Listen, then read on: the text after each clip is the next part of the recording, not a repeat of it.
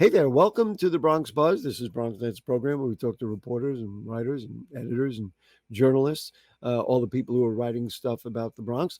In our first segment today, we're going to talk to a reporter from the city who covers the Bronx. In our second segment, we have an author who has done kind of or he's working on a novel that really pinpoints some things in Bronx history. So we're going to talk about that. But let's right now go to the Bronx Reporter for the city. It is our buddy Jonathan Custodio. Nice to have you with us once again, Jonathan. Pleasure to be here. Let's just start with rent stabilization. The rent board approved 3% hike for stabilized tenants. Wasn't quite what they wanted, and it wasn't what advocates wanted. It's a compromise, but of course, every time the rent goes up, certainly tenants aren't happy. Yeah, like you said, it's a compromise, but no one's really happy with what the decision was. It's 3% for 1 year leases, and then for 2 year leases, it's 2.75% in year one, and then 3.2% in year two of those 2 year leases. These are going to apply to leases signed on or after October 1st later this year, and these are for rent stabilized apartments, about which there are a million. Tenants have said that any sort of increase is going to put them on the streets, saying that it's not, this isn't an equally affecting decision. Right. Whereas landlords have been saying, they have not been able to sustain operating expenses and That's maintenance the expenses. problem. Let's see. It was excuse me. It was a 5-4 vote, Mhm. and is there? Is it? Do you view it as a journalist? Do you view it as a compromise, or is it? Is there another way to handle it? I mean, I know that the meeting itself, the vote itself, it gets chaotic, and obviously there's passions on both sides. How do we evaluate the whole thing that got us to that point, or is that the only way to do it? I mean, both people on the board and the Rent Stabilization Association, which represents about 25,000 owners representing rent stabilized apartments, have use this vote again to sort of call for a reform of the rent guidelines board and how these rates are determined. It remains to be seen, what kind of steps will be taken toward that process. But it feels like this is kind of the compromise that these votes tend to go this Yeah. direction. And like with the final vote, it wasn't any shocker as the preliminary vote kind of suggested that these were the rates that we're going to reach. Yeah, this was the direction it was going. The board members are appointed by the mayor, Yes, yes. so that this gets into. I mean, Eric Adams has been an interesting figure coming from the Democratic side, but many of the things that he's supported aren't always traditional Democrat values. Right, right, and that's often been a theme of his campaign when he first became a mayor and his tenure so far, where he sees himself as progressive, but many people don't put him in that kind of Yeah. traditional values. This is the second straight year where rents have risen under his watch. Compared to De Blasio, where 3 of the 8 years of his term there was a rent freeze. So And excuse me, and maybe that really fits the profile of both mayors. This is the largest increase. We never had an increase like that in the De Blasio years. Presumably, that's because he picked people who would look that way when it came to voting on these things. Right, right, absolutely. Ultimately, while the RGB is an independent board, ultimately every member is appointed by the mayor. The Mhm. majority of members have been appointed by Adams, while some are holdovers from De Blasio. But ultimately, this Well, there is you go. Yeah, there's your 5-4 vote, and all right. Well, we'll keep our eyes on. Does homelessness increase? Are people going to be put out on the street? But that is the reality. I want to get into another distinctly Bronx issue, and that is the whole idea of neighborhoods being saturated with homeless shelters. Community boards 5 and 6 are not too happy with what's potentially happening on Webster Avenue. Why don't you give us a little background there? yeah. So there's a shelter that is proposed and pretty much planned to be established this year on 2248 Webster Avenue. in Fordham, and it's right behind PSX 137 school That's campus. right. And it's been a reminder of how many shelters are in that area. I believe there's around 10 shelters within a half a mile Wow. of that shelter already. And both boards feel that they've had too many shelters and other ones haven't really picked up the slack. And the most recent data from the Department of Homeless Services does suggest that there are some more affluent community districts that don't have either no shelters or very little. The city has tried to done its share in terms of increasing that, particularly in Staten Island. There was one in Billionaires Row put on, I think, a couple of years ago. But it's still the Bronx still very much outpaces pretty much every other borough.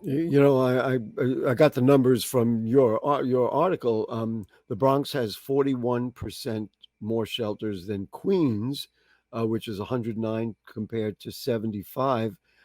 Even though the Bronx has a million fewer residents. And let's see, Manhattan with 1.6 million residents has fewer shelters than the Bronx, which has 1.4 million residents. So there's no question that the Bronx has, the burden. Here's the philosophical question, or even the logistical question: if more people are homeless in the Bronx, does it make sense to have more shelters here? And I'm playing devil's advocate. Not that community boards are going to be happy with me saying that, Mhm. or is it better to really spread it out and share the love, so to speak? I mean, I know people in the East Bronx have very strong feelings about that. Yeah. Um, Theoretically, I suppose, but just like housing, you just need to build these locations to house I people, think so. right? And it doesn't really matter where they're placed, or rather, it doesn't really need to be placed in all one same location. People just want to have stable housing, and obviously, when you if you're living your whole life in the Bronx, you like to stay there. But I think the top priority for those people who are experiencing homelessness would just be to be in a stable situation. Wherever it is. Yeah, no, But and here's the other thing: the reason that people don't like it is because they think people who are homeless are going to do the wrong thing, or create bigger problems than just the space that they live in.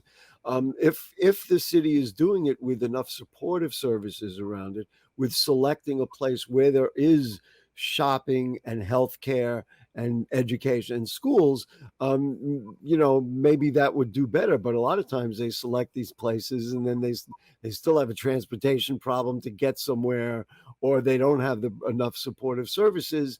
And so, the other, you've got a community that doesn't work. The other issue, which I do want to ask you about, is the top down aspect. I mean, both community boards were like, wait a minute, you didn't even discuss this with us.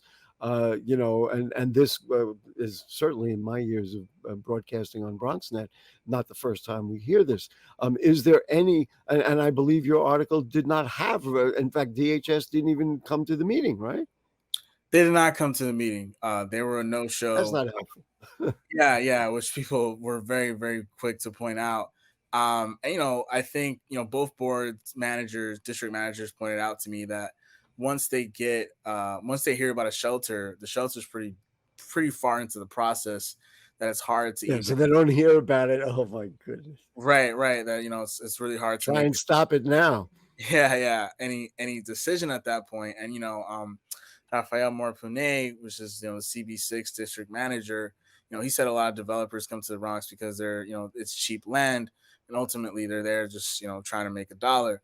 And he's called for DHS to have more geographic placement in terms of shelters, have more of a geographic priority, perhaps maybe a threshold for districts who already have a certain number of shelters, not Mhm. getting more shelters until other ones meet And, another. and I wonder if down the road, and maybe with, frankly, with a women-controlled city council, there would now be, because you mentioned this in your article, be a definition of what is the fair share. In other words, it's not just targeting one neighborhood or another.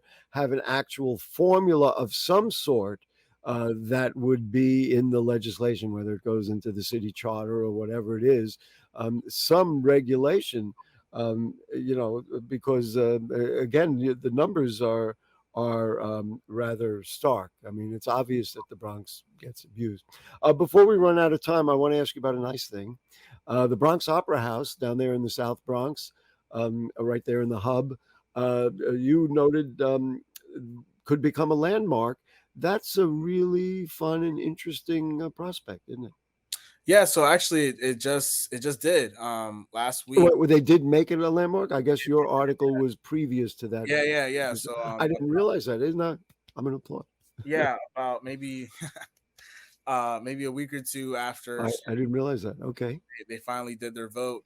It was unanimous, 9-0, and they finally made it a landmark. And this is a place that was since 1913. It's kind of been stage theater, movie theater, dance hall, where many New Yorker musicians really brought their culture and the pachanga dance craze, and particularly in the 1980s and 70s.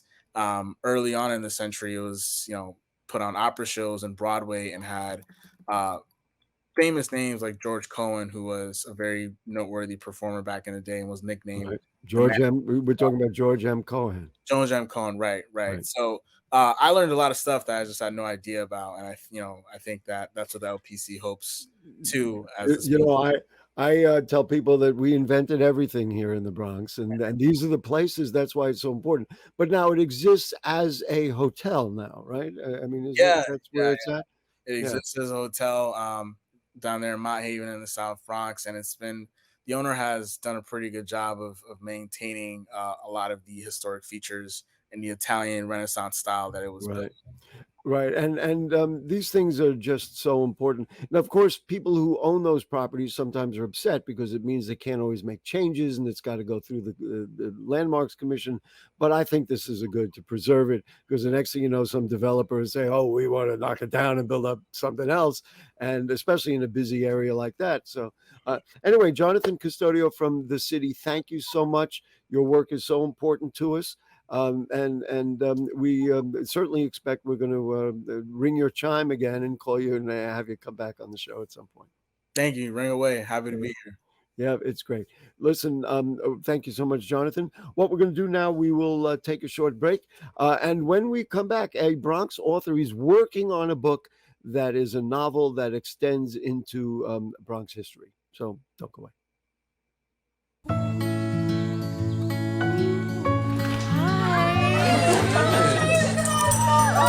Thank you so much. Fostering a pet for a friend or neighbor can keep families together. Learn more at petsandpeopletogether.org. Is it time yet? It's time. Pasta and time for dinner. Oh, terrific. Pasta dinner. Donating pet food is one of the many ways you can help families in your community. Pets and people belong together. Learn more at petsandpeopletogether.org. Man, it's lonely. Like, going through life lonely. There is the therapeutic aspect of music, just expressing how you feel. I'm going to talk to Howie about his feelings, make it into a song.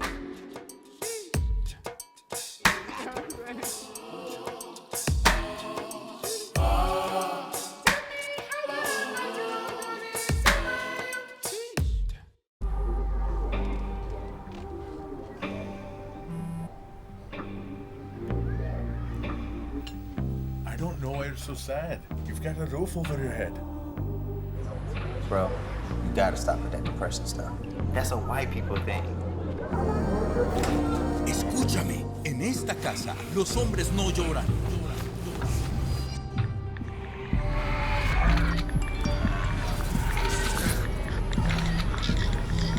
You alright? It just feels like it's coming from everywhere. Do you want to talk about it?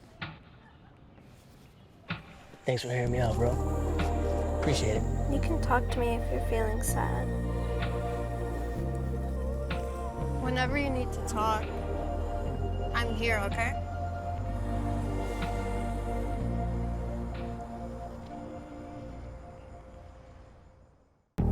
You can talk to me if you're feeling sad. Thanks for hearing me out, bro. Whenever you need to talk, I'm here, okay?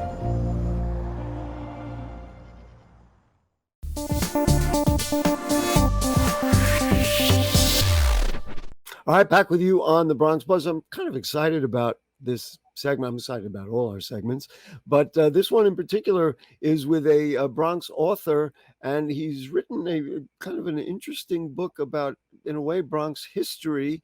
But I particularly like that he and some of his relatives live in the same neighborhood that I do in Van Cortlandt Village. So it is my pleasure to say hey there to David Wayne. Nice to see you, David. Hi, Gary. Nice to see you. So David has a novel called The Invisible Hand. And I want to kind of work at this discussion on two levels. One is the historical happenings that defined the context for this story. And then, of course, we'll talk about the story itself. And I should mention, first of all, the book, as David explained to me, is still in production, still being written.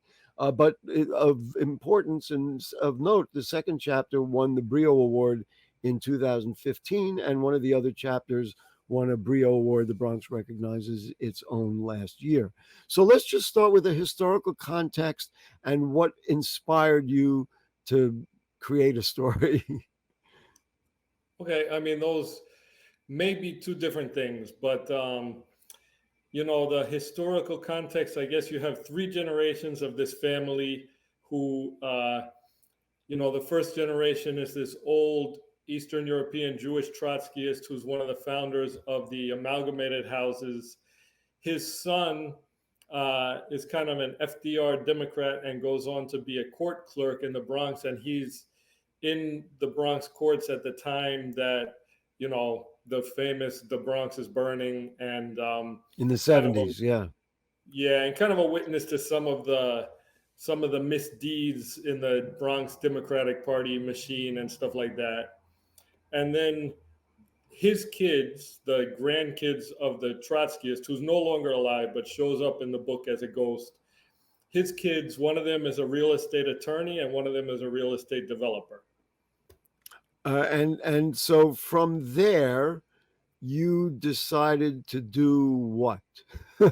Like what? Like so you knew all about this, and then you said, "Wait a minute, this might be the you know, the source or the origin of an interesting story."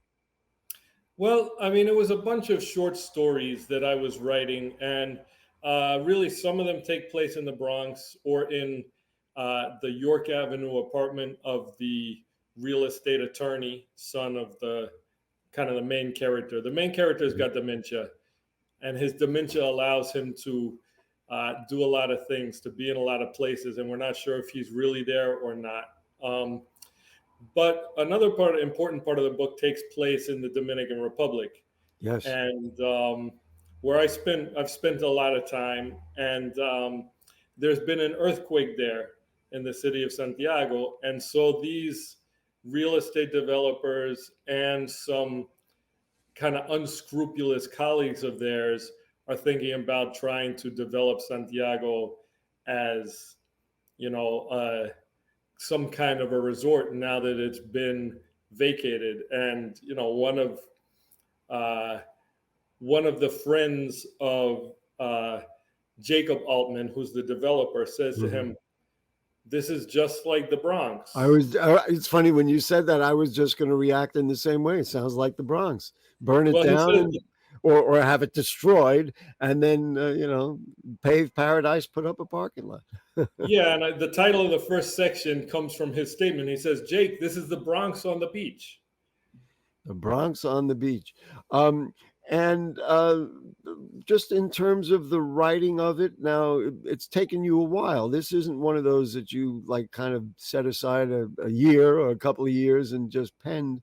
You've been working on this a while. I mean, you know, if the chapter 2 won a Brio Award in 2015, you know, I can do the math.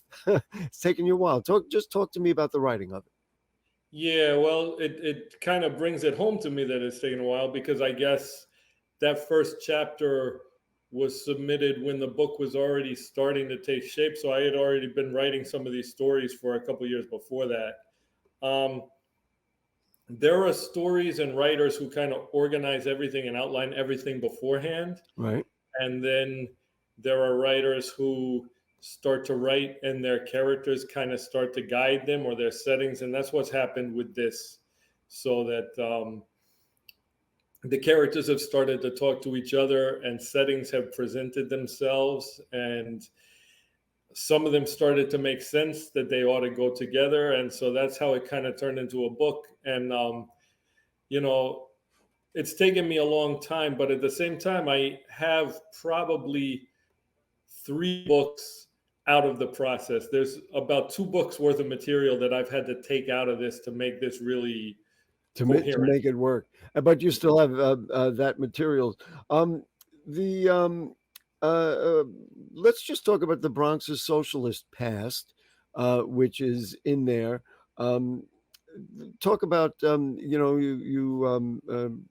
talk about the decline of the borough from the vantage of the courthouse on the Grand Concourse. Let's just talk about Bronx history and how it relates to what it is that you're working on. Right. When I was a kid, my father was an Episcopal priest, and we lived on Carroll Place and 165th Street. So this stuff was going on all around me. And there's one scene in the book which involves Louis Gigante, and he actually came to dinner at our house. So I congratulations. That's pretty good. You got some Bronx royalty there. Well, kind of. My father was involved in this Bronx Task Force on Arson, I think it was, and they met at my house. My mother complained that Father Gigante made her dining table into a political club. I don't remember the dinner, but I remember her talking about it. Wow. And I want to say, as I say in the book, that I think that Louis Gigante did great things for people in the South Bronx. Yeah. But I took this scene and I put it into an amalgamated apartment, and I put it into this Jewish family with socialist roots. So it kind of became a different thing. And why did you do that? Because you were inspired by, frankly, the socialists that founded one of the most stable neighborhoods in the Bronx? I mean, that's one of the things, Joel Altman is having dementia. He's having a lot of memories of what's gone by. Mm-hmm. He's having, frankly, visions of things that are happening. And, these people are coming up, some of them who he never met, some of them who he did. And so this kind of bubbles up in his memories. I